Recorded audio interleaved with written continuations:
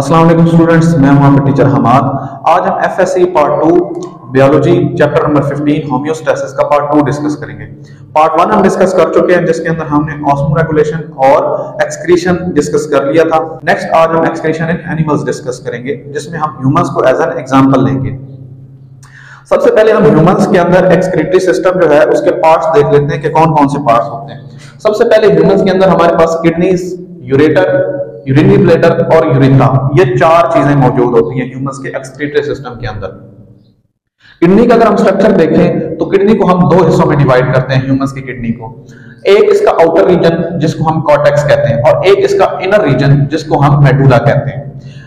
इस किडनी के हमारे पास दो रीजन आते हैं, एक हमारे पास आउटर रीजन आता है जो कि कन्वेक्स शेप है और एक हमारा ये इनर रीजन आता है जो कि कनकेव शेप है। कनकेव शेप में इस रीजन को हम हाइलस भी कहते हैं। हाइलस वो रीजन है जहां से हमारे रीनल वेन और रीनल आर्टरीज जो कि किडनी के अंदर ब्लड के फ्लो को मेंटेन करके रखती हैं, वो एंटर या एग्जिट कर रही होती हैं। दूसरे नंबर पे यूरेटर। यूरेटर वो ट्यूब है जो किडनी से यूरिन को लेके यूरिनरी ब्लैडर तक लेके आती है। यूरिनरी ब्लैडर वो स्टोरेज ऑर्गन है जो यूरिन को थोड़े से टाइम के लिए स्टोर करके रखेगा और एट द एंड यूरेथ्रा हमारे पास वो ओपनिंग होती है जिसके थ्रू यूरिन बॉडी को रिमूव करता है, जिसके थ्रू ह्यूमन यूरेथ्रा और यूरेथ्रा हमारे पास वो ओपनिंग है जिसके जरिए से यूरिन बॉडी में से रिमूव होता है। किडनी हमारे बॉडी का लेस देन 1% होती है, लेकिन ये इतना इंपॉर्टेंट ऑर्गन है कि हमारी हर हार्ट बीट का 20% ब्लड जो है हमारी किडनीज को जाता है। किडनी के अंदर कोई फंक्शनल यूनिट होता है जो बेसिकली काम कर रहे होते हैं किडनी के अंदर, उनको हम कहते हैं नेफ्रॉन। नेफ्रॉन्स को हम on the basis of their location body के अंदर दो हिस्सों के अंदर डिवाइड करते हैं। एक वो नेफ्रॉन है जो हमारे कॉर्टेक्स में पाए जाते हैं, उनको हम कॉर्टिकल नेफ्रॉन कहते हैं। दूसरे नेफ्रॉन वो हैं जो कॉर्टेक्स और मेडुला के बॉर्डर पे पाए जाते हैं, उनको हम कहते हैं juxta medullary nephron. Basically juxta medullary nephron का फंक्शन होता है कंसंट्रेटेड यूरिन प्रोड्यूस करना। अब हम नेफ्रॉन का स्ट्रक्चर देख लेते हैं।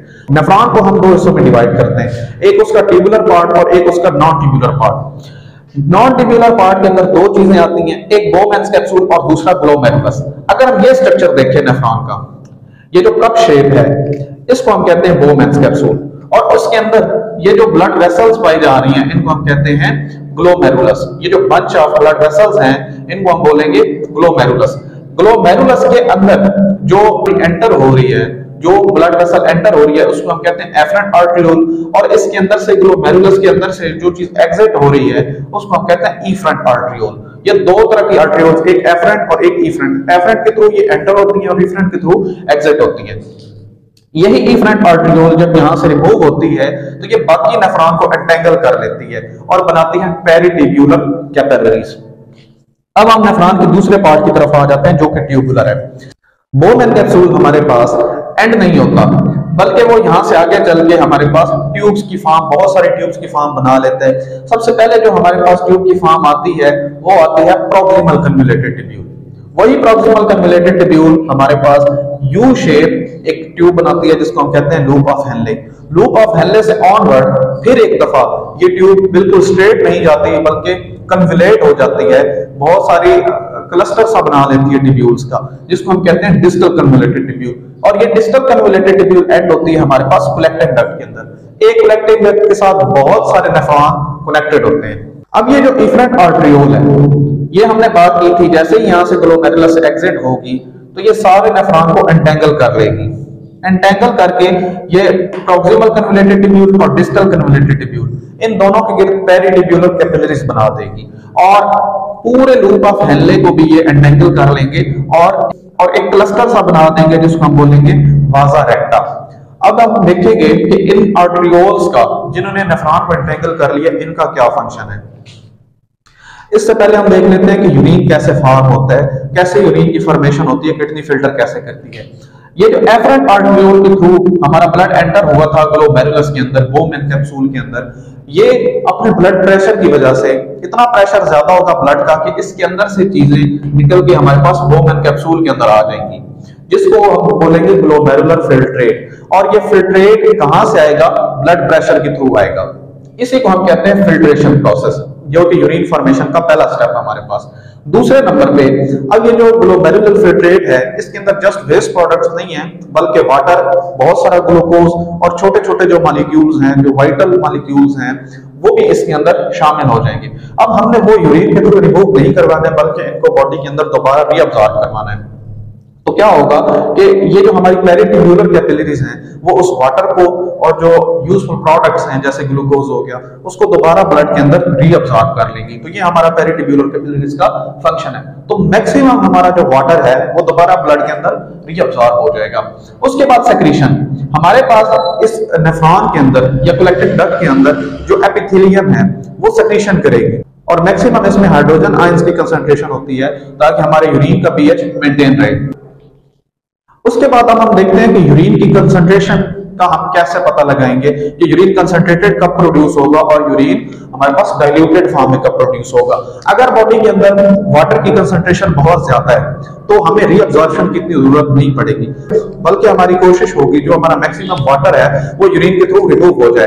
और जब हमारे पास वाटर अवेलेबिलिटी बहुत कम होगी बॉडी के अंदर, तो हमारी कोशिश होगी कि वाटर को बॉडी के अंदर रिटेन रखा जाए और कंसंट्रेटेड यूरिन को बॉडी से रिमूव किया जाए। दो कंडीशन हमारी बॉडी में हो सकती हैं। पहली कंडीशन वो है कि जब वाटर अवेलेबिलिटी बहुत ज्यादा है, जब बहुत ज्यादा वाटर अवेलेबिलिटी होगी तो हमारा maximum water through urine remove हो जाएगा और हमारा एक डाइल्यूटेड यूरिन प्रोड्यूस होगा। और दूसरी कंडीशन ये है कि हमारे पास वाटर अवेलेबिलिटी बॉडी के अंदर कम है। अब हमने वाटर को मैक्सिमम बॉडी के अंदर रिटेन करके रखना है और हमारी कोशिश होगी यूरिया के अंदर कम से कम पानी हमारा रिमूव हो, तो हमारा जो यूरिन है वो कंसंट्रेटेड होगा और बॉडी को मैक्सिमम रीअब्सॉर्ब करवा दिया जाएगा। अब रीअब्सॉर्प्शन के लिए कुछ टेक्निक्स हैं हमारी बॉडी ने अडॉप्ट की हैं। दो तरह की टेक्निक्स हैं। सबसे पहले काउंटर करंट मल्टीप्लायर, ये एक मेथड है, और दूसरे नंबर पे थ्रू हार्मोन्स हमारी बॉडी का जो वाटर लेवल है उसको मेंटेन रखा जाए। तो दोनों डिस्कस कर लेते हैं। ये हमारा एक नेफ्रॉन है। अगर हम किडनी के इस रीजन को देखें तो इसको हमने पेल्विस बोला था।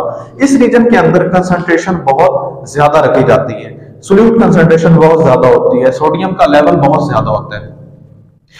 तो ये जो जक्स्टामेडुलर नेफ्रॉन होते हैं, इनका loop of Henle maximum exist कर रहा होता है पेल्विस के अंदर, पेल्विस रीजन के अंदर एग्जिस्ट कर रहा होता है।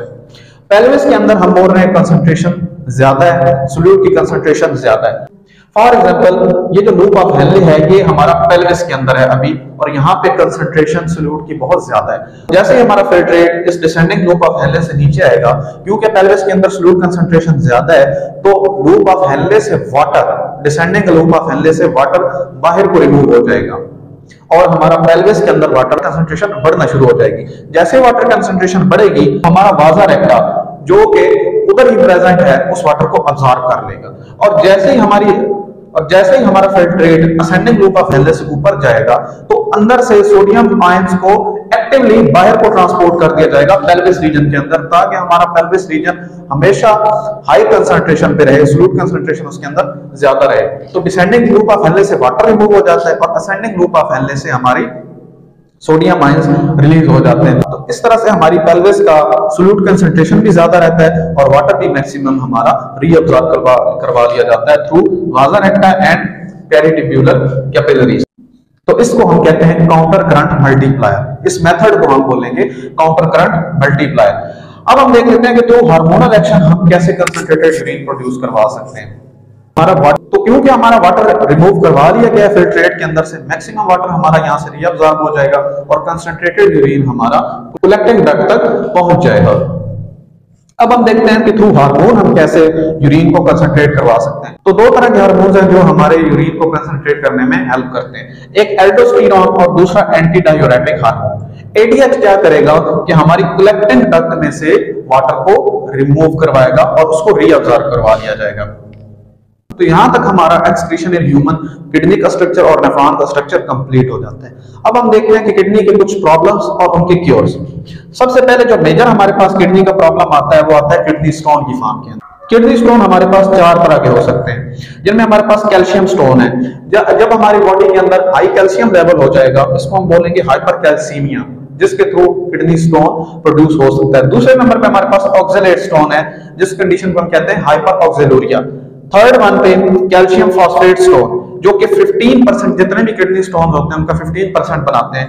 ऑक्सलेट स्टोन हमारी बॉडी का 70%, जितने भी किडनी स्टोन लोगों को होते हैं उनमें से 70% हमारे पास ऑक्सलेट स्टोन होते हैं। उसके बाद यूरिक एसिड स्टोन जो कि हमारे ओवरऑल जितने भी किडनी स्टोन होते हैं उनका 10% बनाते हैं।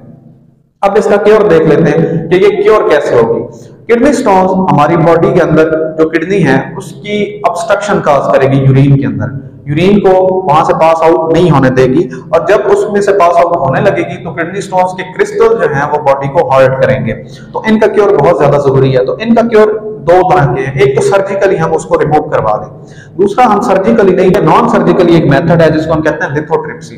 इसके अंदर हाई लेवल ऑफ एक्सरेज या फिर अल्ट्रासाउंड को बॉडी के बाहर से बॉडी के अंदर किडनी स्टोन के ऊपर बम्बार्ड करवाया जाएगा और वो किडनी स्टोन को बिल्कुल सैंड लाइक स्ट्रक्चर के अंदर चेंज कर देगी, जो फिर यूरिन के थ्रू रिमूव हो जाएगा। दूसरे नंबर पे जो किडनी का प्रॉब्लम हमारे पास आ जाता है वो है रीनल फेलियर। रीनल फेलियर के अंदर हमारी किडनी के टिश्यूज डैमेज होना स्टार्ट हो जाएंगे, नेफ्रॉन वर्किंग कंडीशन में नहीं रहेंगे।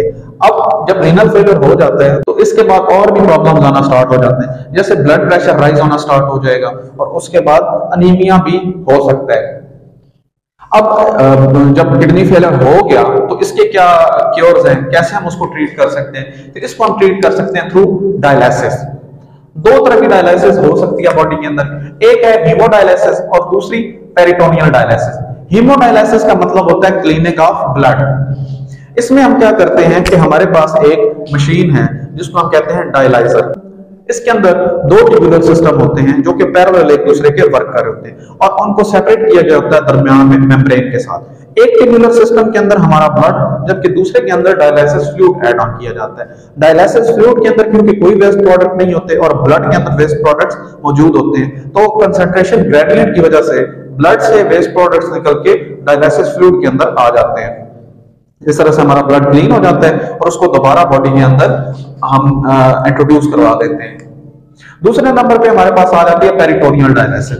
पेरिटोनियल डायलिसिस के अंदर कोई मशीन इन्वॉल्व नहीं होती, बल्कि हम फ्लूइड को बॉडी के अंदर इंसर्ट करवाते हैं। हमारे एब्डोमेन के अंदर एक कैविटी होती है जिसको हम कहते हैं पेरिटोनियल कैविटी, उसके अंदर हम डायलिसिस फ्लूइड को इंट्रोड्यूस करवाते हैं और जो एपिथेलियल मेम्ब्रेन होती है पेरिटोनियम की, उसको क्रॉस करते हुए वेस्ट प्रोडक्ट फ्लूइड के अंदर आ जाते हैं और फिर उस फ्लूइड को रिमूव करवा दिया जाता है। पेरिटोनियल डायलिसिस को दिन में कई दफा रिपीट करना पड़ता है। जब किडनी फेलियर हो जाता है तो and stage of kidney failure को हम कहते हैं यूरीमिया। डायलिसिस उसके लिए एक टेम्परेरी क्योर होता है। परमानेंट क्योर के लिए हमें किडनी को ट्रांसप्लांट करना पड़ेगा। ट्रांसप्लांट के लिए सबसे पहले हमें डोनर चाहिए, उसके टिश्यूज मैच किए जाते हैं एक्सेप्टर के साथ और फिर किडनी को ट्रांसप्लांट किया जाता है। इसके साथ ही हमारा एक्सक्रीशन इन ह्यूमंस का पार्ट यहाँ तक खत्म होता है। नेक्स्ट अब हम देखेंगे थर्मोरेगुलेशन, जो कि हम देखते हैं नेक्स्ट लेक्चर के अंदर। मिलते हैं नेक्स्ट लेक्चर के अंदर।